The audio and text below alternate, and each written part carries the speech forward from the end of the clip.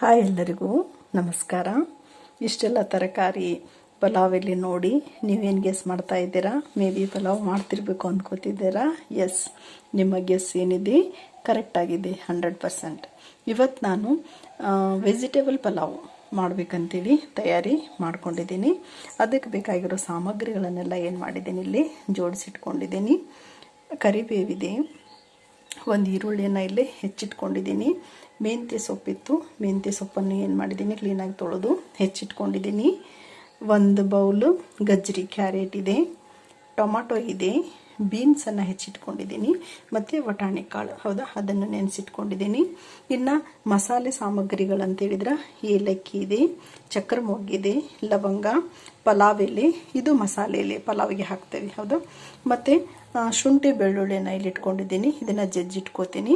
ಮತ್ತು ಒಗ್ಗರಣೆಗೆ ಬೇಕಾಗಿರೋ ಸಾಸಿವೆ ಜೀರಿಗೆ ಇದೆ ಹೌದಾ.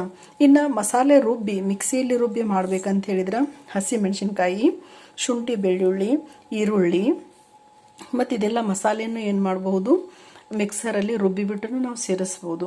ಬಟ್ ನಾನಿವತ್ತು ಹಾಗೆ ಸಿಂಪಲ್ಲಾಗಿ ಮಾಡ್ತಾಯಿದ್ದೀನಿ. ಕೊಬ್ಬರಿ ಅದೆಲ್ಲ ರುಬ್ಬಿದ್ರೆ ಅದು ಡಿಫ್ರೆಂಟ್ ಟೇಸ್ಟ್ ಇರುತ್ತೆ ಅಲ್ವಾ. ಬಟ್ ಇದೇ ಥರ ಸಿಂಪಲ್ಲಾಗಿ ಹಾಕಿ ಮಾಡ್ತಾಯಿದ್ದೀನಿ ನಾನು. ಯಾವುದೇ ಮಸಾಲೆಯನ್ನು ಇವತ್ತು ರುಬ್ಕೋತಾ ಇಲ್ಲ. ಎಸ್, ಮುಂದಿನ ಸ್ಟೆಪ್ ನೋಡೋಣ.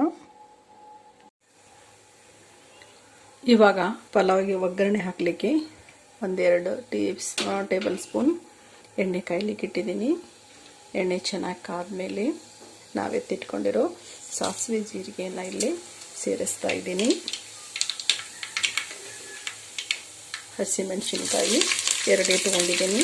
ಹೇಳಿದ್ನೆಲ್ಲ ಮೆಣಸಿನ್ಕಾಯಿ, ಶುಂಠಿ, ಬೆಳ್ಳುಳ್ಳಿ ನೀವು ಮಿಕ್ಸಿಯಲ್ಲಿ ರುಬ್ಬಿ ಪೇಸ್ಟ್ ಮಾಡಿದ್ರೆ ಹಾಕ್ಬೋದು, ಹಾಗೆ ಡೈರೆಕ್ಟ್ ಆದ್ರೂ ನೀವೇನು ಮಾಡ್ಬೋದು ಹಾಕ್ಬೋದು. ಈರುಳ್ಳಿ ಸೇರಿಸ್ತಾ ಇದ್ದೀನಿ.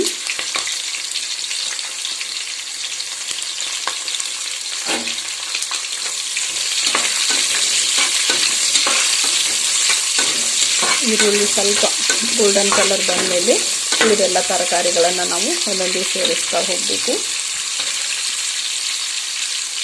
ಎಸ್, ಇವಾಗ ಹೆಚ್ಚಿಟ್ಕೊಂಡಿರೋ ಗಜ್ಜರಿಯನ್ನು ಸೇರಿಸ್ತಾ ಇದ್ದೀನಿ. ಬೀನ್ಸನ್ನು ಸೇರಿಸ್ತಾ ಇದ್ದೀನಿ. ಇನ್ನು ನೆನೆಸಿಟ್ಟಿರುವ ವಟಾಣಿ ಕಾಳು.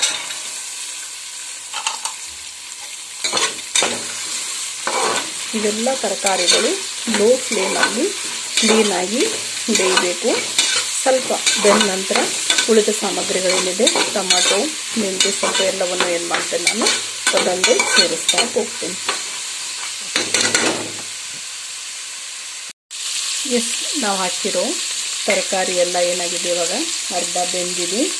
ಏನು ಪಲಾವ್ ಮಸಾಲೆ ಸಾಮಗ್ರಿ ಇತ್ತಲ್ಲ ಅದನ್ನು ಸೇರಿಸ್ತಾ ಇದ್ದೀನಿ. ಜೊತೆಗೆ ಪಲಾವ್ ಎಲೆ, ಜಜ್ಜಿಟ್ಕೊಂಡಿರೋ ಶುಂಠಿ ಬೆಳ್ಳುಳ್ಳಿ ಪೇಸ್ಟ್. ಬೆಳ್ಳುಳ್ಳಿ ಏನಾಗುತ್ತೆ ಬೇಗ ಇದಾಗ್ಬಿಡುತ್ತೆ ಎಣ್ಣೆಯಲ್ಲಿ, ಹಾಗಾಗಿ ತರಕಾರಿ ಅರ್ಧ ಬೆಂದ ಮೇಲೆ ಅದನ್ನ ಏನು ಮಾಡ್ತಾ ಇದ್ದೀನಿ ಸೇರಿಸ್ತಾ ಇದ್ದೀನಿ. ಕಟ್ ಮಾಡಿಟ್ಕೊಂಡಿರೋ ಟೊಮಾಟೊ ಮತ್ತು ಮೆಂತ್ಯ ಸೊಪ್ಪು.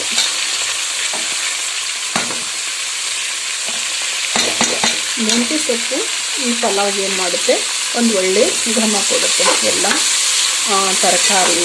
ತರಕಾರಿ ನಾವು ಸೇರಿಸಿರೋದ್ರಿಂದ ಆರೋಗ್ಯಕ್ಕೂ ತುಂಬ ಒಳ್ಳೆಯದು ಅಂತ ಏನು ಮಾಡ್ಬೋದು ನಾವಿಲ್ಲಿ ಹೇಳ್ಬೋದು. ಎಲ್ಲ ತರಕಾರಿಗಳನ್ನು ಒಟ್ಟಿಗೆ ಸೇರಿಸ್ತಾ ಇದ್ದೀವಿ ಅಲ್ವಾ. ಹಾಗಾಗಿ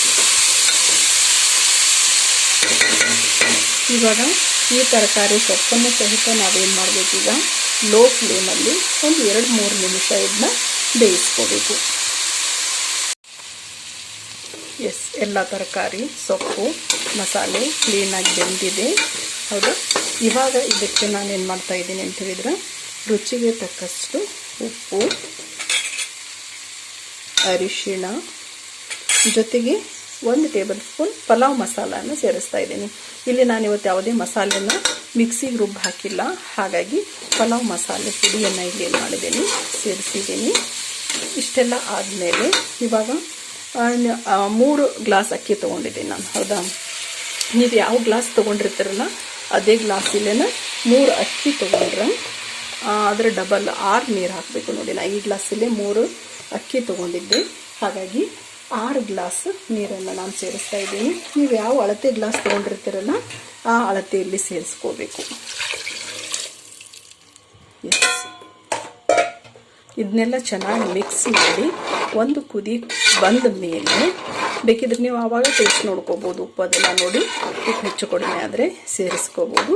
ಇದು ಒಂದು ಕುದಿ ಬಂದ ಮೇಲೆ ನೀವೇನು ಮಾಡಬೇಕು, ಕುಕ್ಕರ್ದು ಮುಚ್ಚಳ ಮುಚ್ಚಬೇಕು. ಆವಾಗ ಕ್ಲೀನಾಗಿ ಏನಾಗುತ್ತೆ, ಅದು ಮಸಾಲೆ ಸಾಮಾನು ಎಲ್ಲ ಒಂದೇ ಹತ್ರ ಕೂರಂಗಿಲ್ಲ, ತರಕಾರಿ ಎಲ್ಲ ಕ್ಲೀನಾಗಿ ಏನಾಗುತ್ತೆ ಮಿಕ್ಸ್ ಆಗಿರುತ್ತೆ. ಓಕೆ, ಎಸ್, ಈ ಥರ ಒಂದು ಕುದಿ ಬಂದ ಮೇಲೆ ಕ್ಲೀನಾಗಿ ಕೈಯಾಡಿ ನಾವೇನು ಮಾಡಬೇಕು, ಮುಚ್ಚಳ ಮುಚ್ಚಬೇಕು ಕುಕ್ಕರ್ದು.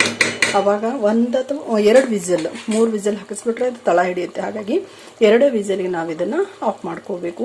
ಈ ಥರ ಒಂದು ಕುದಿ ಬಂದ ಮೇಲೆ ಮುಚ್ಚಳ ಮುಚ್ಚೋದ್ರಿಂದ ಆಗೋ ಲಾಭ ಅಂತ ಹೇಳಿದ್ರೆ ತರಕಾರಿ ಮಸಾಲೆ ಎಲ್ಲ ಏನಾಗಲ್ಲ, ಒಂದೇ ಸೈಡ್ ಸೇರ್ಕೊಳ್ಳೋಂಗಿಲ್ಲ, ಎಲ್ಲ ಕರೆಕ್ಟಾಗಿ ಎಲ್ಲ ರೈಸ್ ಜೊತೆಗೂ ಏನಾಗಿರುತ್ತೆ ಅದು ಮಿಕ್ಸ್ ಆಗುತ್ತೆ.